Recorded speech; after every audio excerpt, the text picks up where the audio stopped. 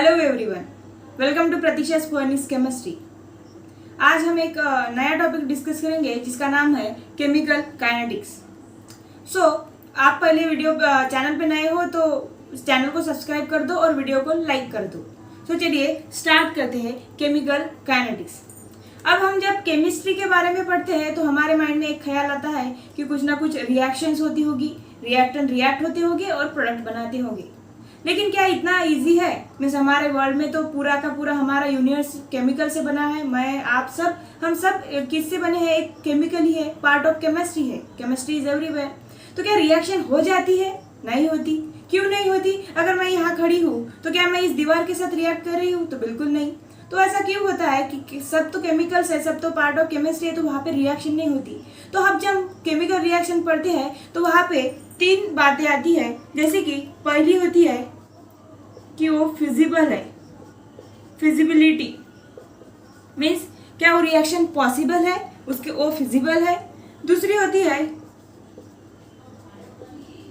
Extent of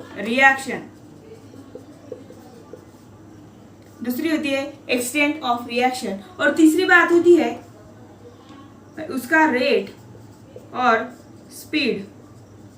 means अगर कोई reaction हो रही है, अगर एक रिएक्शन हो रही है, प्रोडक्ट में कन्वर्ट हो रहा है कोई रिएक्टेंट, तो क्या वो पहले पॉसिबल है या हमें चेक करना पड़ता है कि क्या वो रिएक्शन पॉसिबल है। तो ये फिजिबिलिटी हमें कौन बताता है? अगर कोई रिएक्शन पॉसिबल है या नहीं हुई है, वो हो सकती है या नहीं, वो बताता है हमें थर्मोडायनामिक्स। ये हम वहाँ पढ़ते कि कोई रिएक्शन स्पॉन्टेनियस है, क्या वो पॉसिबल है या नहीं। अगर दूसरी बात आती है जब हम केमिकल रिएक्शन स्टडी करते हैं तो एक्सटेंट ऑफ रिएक्शन मीन्स आपने 100 ग्राम ऑफ रिएक्टेंट लिया तो क्या प्रोडक्ट बना, तो क्या 100 ग्राम यूटिलाइज हुआ, पूरा का पूरा रिएक्टेंट प्रोडक्ट में कन्वर्ट हुआ। ये हम पढ़ते हैं एक्सटेंट। इसका मतलब होता है एक्सटेंट ऑफ रिएक्शन क्या है। तो एक्सटेंट ऑफ रिएक्शन हम पढ़ते हैं केमिकल इक्विलिब्रियम, ये पढ़ते हैं केमिकल इक्विलिब्रियम में। और तीसरी बात होती है रिएक्शन को स्टडी करते वक्त रेट और speed of that reaction. Means अगर कोई रिएक्शन हो रही है, अगर उसका टाइम, अगर वो एक दिन में हो रही है, एक साल में हो रही है, या बहुत वो उसे क्या हो रहा है, बहुत टाइम लग रहा है उस रिएक्शन को कंप्लीट होने में, तो वो कौन बताएगा उसकी रेट क्या है या स्पीड क्या है। तो ये हमें बताता है उसकी किसी भी रिएक्शन की स्पीड कि वो कितने टाइम में हो रही है, तो वो बताएगा केमिकल। इसकी स्टडी हम करते हैं केमिकल काइनेटिक्स में। जैसे फॉर एग्जांपल अगर आपने पढ़ा होगा बुक में, combination of oxygen and hydrogen at room temperature water बनाता है। वो combination of oxygen and hydrogen क्या बनाता है? वाटर बनाता है रूम टेम्परेचर पे। और वो रिएक्शन वो क्या होता है कि वो पूरे रिएक्टेंट प्रोडक्ट में कन्वर्ट करता है। लेकिन जब एक्सपेरिमेंटली स्टडी की तो पता चला वो रिएक्शन कंप्लीट हुई नहीं, बहुत टाइम लग गया, लेकिन वो कंप्लीट हुई भी नहीं। और उसके जो रिएक्टेंट बोला था कि वो पूरे कंप्लीट यूज होके प्रोडक्ट होते हैं, वो ऐसा कुछ एक्सपेरिमेंट में दिखा है नहीं। दूसरा होता है जैसे डिकम्पोजिशन ऑफ N2O4, तो वो बनाता है NO2। तो वहाँ पर भी उसकी तो इस रिएक्शन की तो माइनस डेल्टा जी नॉट बहुत कम रहता है, तब भी वो रिएक्शन क्या होती है, कंप्लीट नहीं होती।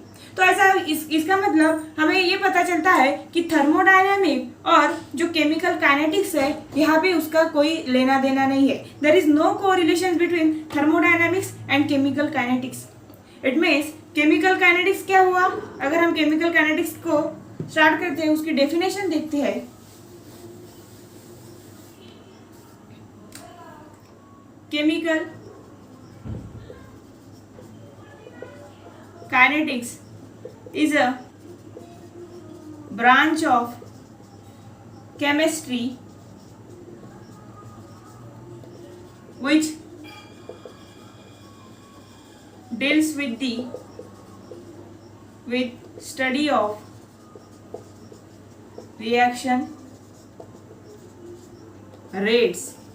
मीन्स जब हमें रिएक्शन की रेट पता करनी होती है तब हम काइनेटिक्स की स्टडी कर रहे हैं। उसकी स्पीड, अगर हम उसका स्पीड निकाल रहे हैं, रेट निकाल रहे हैं, तो हम ये कह सकते हैं कि हम उस रिएक्शन की काइनेटिक्स पढ़ रहे हैं। और in the other words chemical kinetics deals with how fast and through what mechanism it occurs. Means chemical kinetics deals with the how fast means वो रिएक्शन कितने स्पीड से हुई और which mechanism it follows, ये बताता है chemical kinetics. अब देखो जो गॉल्डबर्ग और वैग थे, गॉल्डबर्ग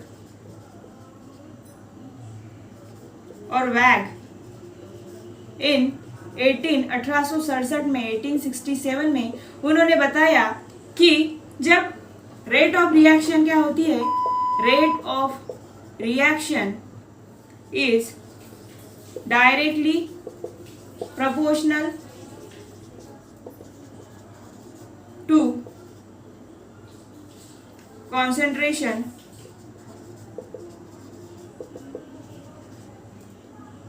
of reactant. It means जैसे जैसे रिएक्शन प्रोसीड होगी वैसे वैसे रिएक्टेंट ये देगा प्रोडक्ट. तो जैसे जैसे रिएक्शन प्रोसीड होगी तो रिएक्टेंट का जो अमाउंट है वो क्या होगा, डिक्रीज होगा, और प्रोडक्ट का जो अमाउंट है वो क्या होगा, इंक्रीज होगा. अगर इसके करस्पॉन्डिंग अगर हम ग्राफ निकालें, जैसे कि रिएक्टेंट का अमाउंट क्या हो रहा है, डिक्रीज हो रहा है एज रिएक्शन प्रोसीड्स, मीन्स जैसे जैसे टाइम बढ़ रहा है उसका अमाउंट क्या हो रहा है, डिक्रीज हो रहा है.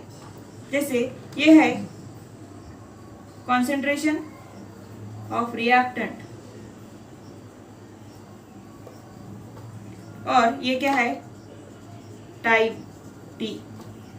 देखो इनिशियली रिएक्टेंट का कॉन्सेंट्रेशन क्या रहा होगा, मैक्सिमम रहा होगा, और जैसे जैसे टाइम जाएगा रिएक्टेंट प्रोडक्ट में कन्वर्ट होगा तो वैसे वैसे क्या होगा, उसका कॉन्सेंट्रेशन डिक्रीज होगा. कुछ इस तरह से ऐसे ये क्या है, रिएक्टेंट का कॉन्सेंट्रेशन डिक्रीज हो रहा है एज विथ टाइम. वैसे ही अगर हम प्रोडक्ट के रिस्पेक्ट में अगर ग्राफ निकालें, ये क्या है, कॉन्सेंट्रेशन ऑफ प्रोडक्ट और ये क्या है, टाइम. देखो जब रिएक्शन प्रोसीड हो रही है तो प्रोडक्ट कॉन्सेंट्रेशन बढ़ रहा है, तो इसका ग्राफ कैसे आएगा, कुछ ऐसे. मीन्स प्रोडक्ट का कॉन्सेंट्रेशन विथ टाइम, जैसे जैसे टाइम बढ़ रहा है वैसे वैसे प्रोडक्ट का कॉन्सेंट्रेशन क्या हो रहा है, इंक्रीज हो रहा है. सो ये देखिए हमने रिएक्टेंट के और प्रोडक्ट के graph with respect to time कैसे उनमें उसका कर्व आता है. अब देखो रेट ऑफ रिएक्शन कैसे लिखे. Rate of reaction is directly proportional to the concentration of active masses of reactant. अगर देखो rate of reaction, for example अगर मैं एक कोई आर्बिट्ररी रिएक्शन लिया, मैंने A gives product P, A gives product P. अब देखो इसके रिस्पेक्ट में रेट कैसे लिखूंगी, rate of reaction is equals to small r. अब देखो माइनस dCA बाय dt, ये क्या है, इसके लिए विथ रिस्पेक्ट टू रिएक्टेंट ये इसका रेट है. ये dA क्या है, इट इज अ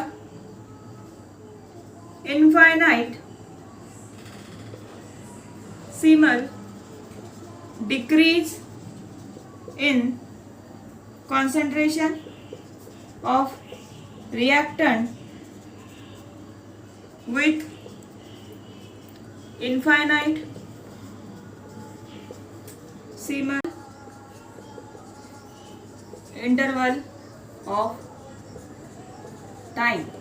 Means जब infinite Siemens decrease in the concentration of reactant with infinite Siemens small interval of time. Infinitesimal decrease in the concentration of reactant A with infinitesimal small interval of time dt. अब देखो ये reaction में मैंने यहाँ क्या लिखा, minus sign, minus D C A by D T या फिर minus D into concentration of A by D T. तो ये माइनस साइन इस रेट लॉ इक्वेशन में ये दिखाता है कि जो रिएक्टेंट का अमाउंट है वो क्या हो रहा है, जैसे जैसे रिएक्शन आगे प्रोसीड हो रही है, जैसे जैसे टाइम जा रहा है तो उसका अमाउंट क्या हो रहा है, डिक्रीज हो रहा है. अब देखो अगर यही रिएक्टेंट का रेट में अगर प्रोडक्ट के टर्म में लिखूं, जैसे कि यहाँ पे आएगा dCp by dt which is equals to, also हम ऐसे भी लिख सकते हैं d into concentration of P divided by dt। इस अगर देखो यहाँ माइनस साइन था क्योंकि अमाउंट जो है रिएक्टेंट का वो कम हो रहा था, और यहाँ पे जैसे जैसे रिएक्शन आगे जा रही है तो प्रोडक्ट का कॉन्सेंट्रेशन क्या होता है, इंक्रीज होता है, तो यहाँ पर हम इसे प्लस से लेते हैं। सो ये था प्रोडक्ट की टर्म में रेट ऑफ रिएक्शन।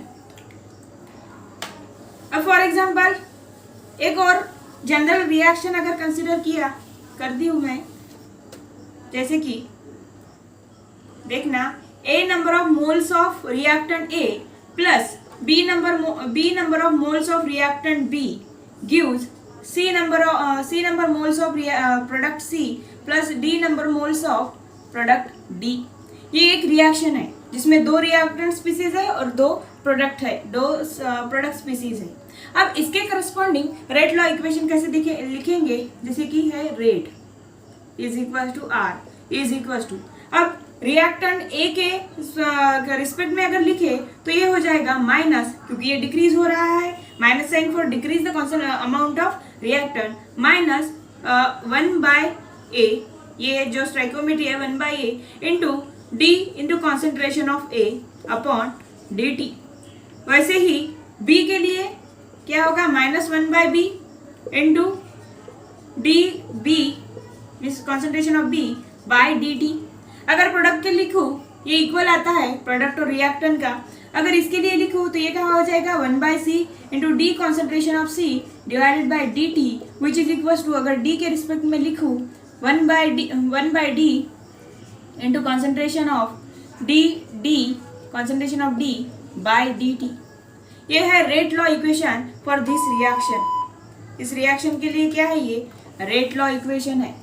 इस रेट लॉ इक्वेशन को जो हमने d by D T of concentration of A के टर्म में लिखा, तो इस टाइप के रेट लॉ को बोलते हैं डिफरेंशियल रेट लॉ। इसे क्या कहते हैं, डिफरेंशियल रेट लॉ। सो आज के वीडियो में इतना ही। अगर आपको वीडियो पसंद आई तो वीडियो को लाइक कर दो और जल्दी से चैनल पे नए हो तो सब्सक्राइब कर दो। Thank you.